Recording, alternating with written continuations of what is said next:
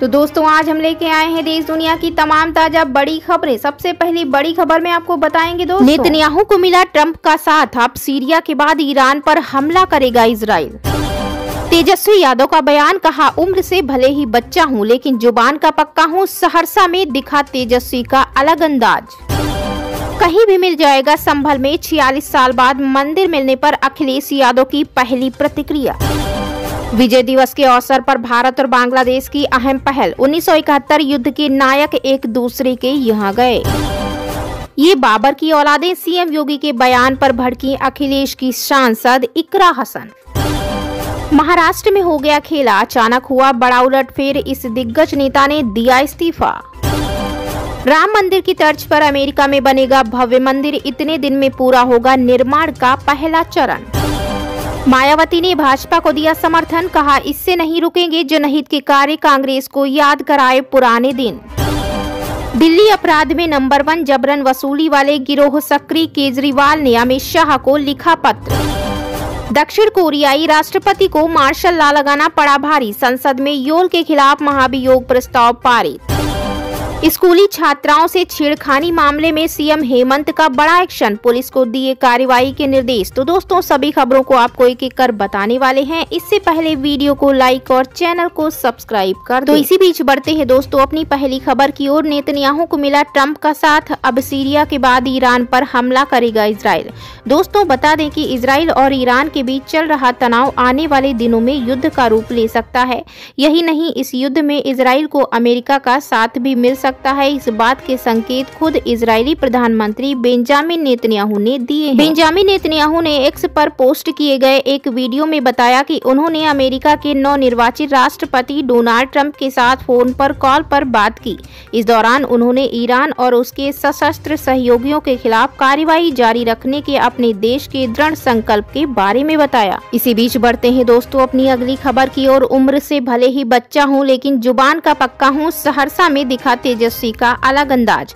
बता दें दोस्तों, बिहार विधानसभा में नेता प्रतिपक्ष तेजस्वी यादव ने कहा कि बिहार में सरकार नाम की कोई चीज नहीं है, सरकार के पास कोई विजन नहीं है। जिस प्रकार बिहार में पेपर लीक के बिना परीक्षा नहीं हो रही, उसी प्रकार यह सरकार नकलची की तरह मेरे ही लकीर का पीछा कर रही है। साथ ही तेजस्वी यादव ने कहा कि उम्र से भले ही बच्चा है लेकिन जुबान का पक्का है, हम जो बोलते हैं वही करते हैं। पहले जब हम नौकरी की बात करते थे तो नीतीश कुमार कहते थे कहां से नौकरी लाएंगे, अब वो भी 20 लाख नौकरी देने की बात कर रहे हैं। इसी बीच बढ़ते हैं दोस्तों अपनी अगली खबर की ओर। कहीं भी मिल जाएगा संभल में 46 साल बाद मंदिर मिलने पर अखिलेश यादव की पहली प्रतिक्रिया। उत्तर प्रदेश स्थित संभल में 46 वर्ष बाद मंदिर मिलने की घटना पर समाजवादी पार्टी के राष्ट्रीय अध्यक्ष अखिलेश यादव ने प्रतिक्रिया दी है। उन्होंने संभल की घटना पर कहा, इस तरह की ड्राइव आप भारत में कहीं भी कर दें, आपको मंदिर मिल जाएगा।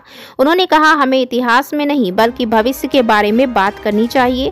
आज उत्तर प्रदेश के साथ भेदभाव हो रहा है, हमें उसके बारे में बात करनी चाहिए। तो इसी बीच बढ़ते हैं दोस्तों अपनी अगली महत्वपूर्ण खबर की ओर। विजय दिवस के अवसर पर भारत और बांग्लादेश की अहम पहल, 1971 के युद्ध के नायक एक दूसरे के यहाँ गए।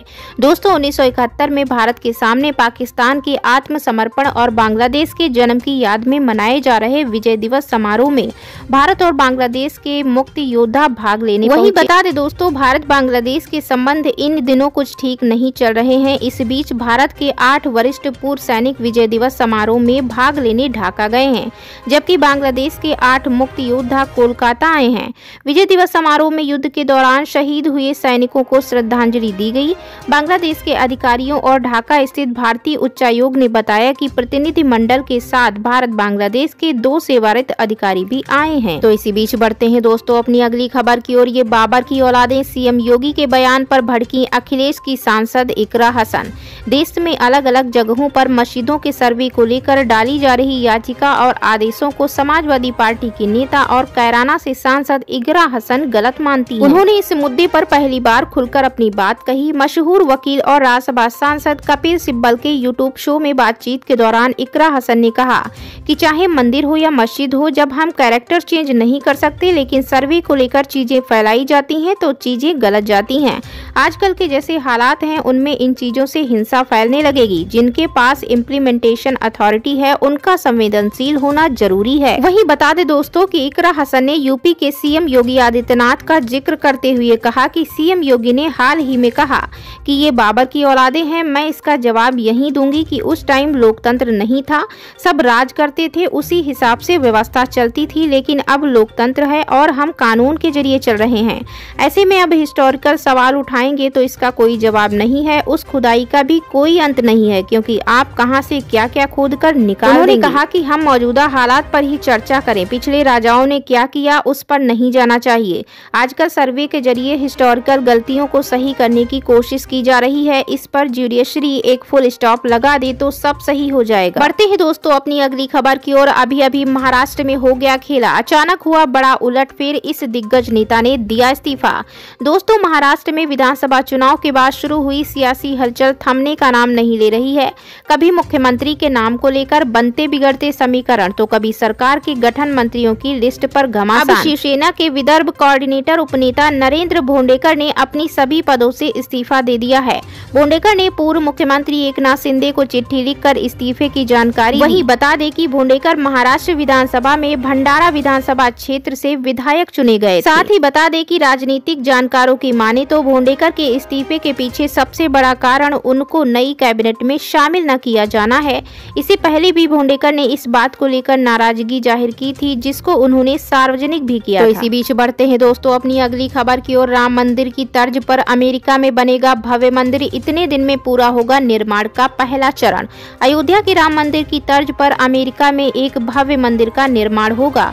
ह्यूस्टन के पियरलैंड में स्वामी सत्यानंद सरस्वती फाउंडेशन वैश्विक हिंदू समुदाय के लिए 5 एकड़ क्षेत्र में फैले विशाल मंदिर का निर्माण कराएगा। वहीं बता दें कि Kerala Hindus of north America conference के एक हिस्से के रूप में फाउंडेशन का लक्ष्य 23 नवंबर 2025 को एक शक्तिशाली दिव्य स्थान पर बलालया प्रतिष्ठा समारोह आयोजित करना है।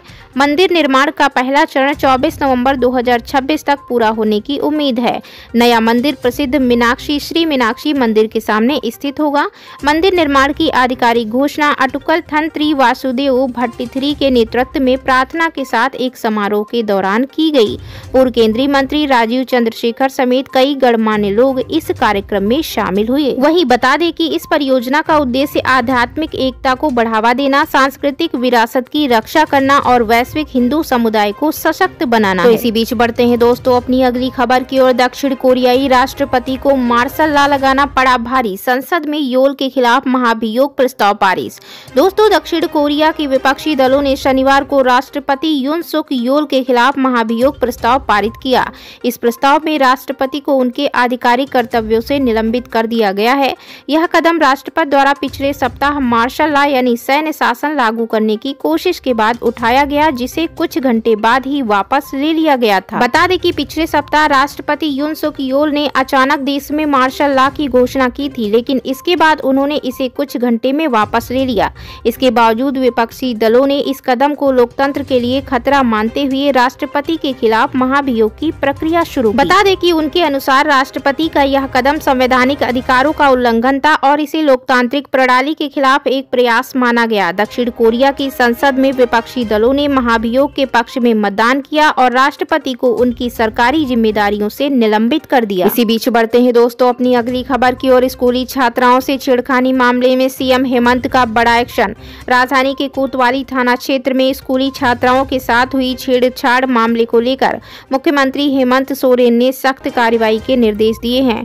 मुख्यमंत्री ने सोशल मीडिया एक्स पर ट्वीट कर शनिवार को रांची पुलिस को सख्त निर्देश दिया कि जल्द से जल्द छेड़खानी करने वालों पर कार्रवाई करे। बता दें कि मुख्यमंत्री के आदेश के बाद पुलिस हर पहलू की जांच कर रही है। मामले में प्राथमिकी दर्ज कर ली गई है।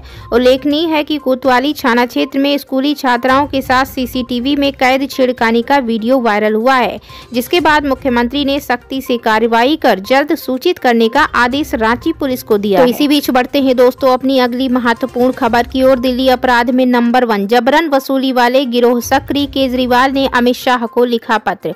दिल्ली के पूर्व मुख्यमंत्री और और आप संयोजक अरविंद केजरीवाल ने केंद्रीय गृह मंत्री अमित शाह को पत्र लिखकर दिल्ली में कानून व्यवस्था से जुड़ी चिंताओं पर चर्चा के लिए बैठक का अनुरोध किया है। आप संयोजक ने चिंता जताते हुए कहा कि दिल्ली की कानून व्यवस्था केंद्र सरकार के नियंत्रण में होने के बावजूद शहर को देश विदेश में अपराध की राजधानी के रूप में पहचाना जाने लगा है।